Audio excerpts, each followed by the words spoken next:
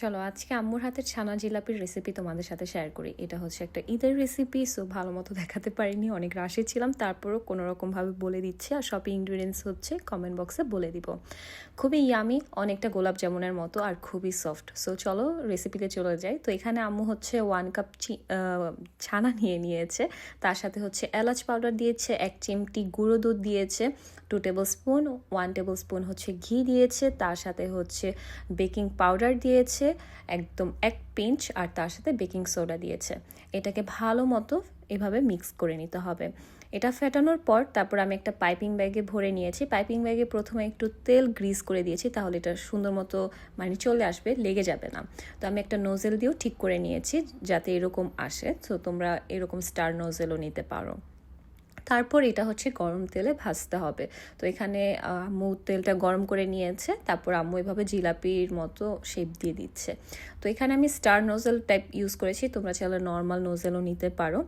আর আমি বলে দিচ্ছি আগে থেকে, এই জিলাপিগুলো খুবই সফট হয়, সো একদম আলতো হাতে একটু কড়া করে ভাজতে হয়।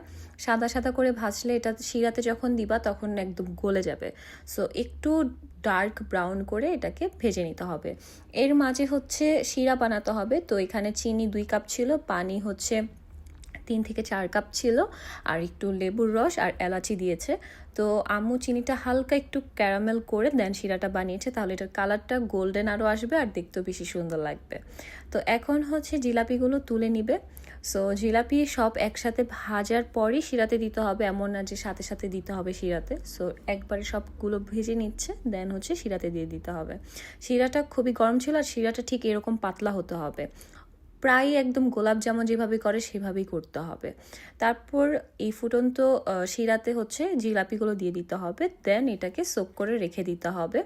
আর জাল দিতে হবে না, কিছু করতে হবে না। এটা জাস্ট 5 মিনিট চুলাতে রেখে চুলাটা অফ করে দিতে হবে। তো এইভাবে তোমরা ওভারনাইটও রাখতে পারো বা 1-2 ঘন্টা রাখলেও হয়ে যাবে, কারণ যেহেতু এটা ছানা দিয়ে একদম মানে সফট হয়ে যাবে। আর পরে হচ্ছে গার্নিশ করতে পারো বাদাম দিয়ে। তো এই তো হয়ে গিয়েছে আমার ছানা জিলাপি। অবশ্যই ট্রাই করবা, খুবই ইয়ামি, খুবই সফট, সবাই পছন্দ করেছে।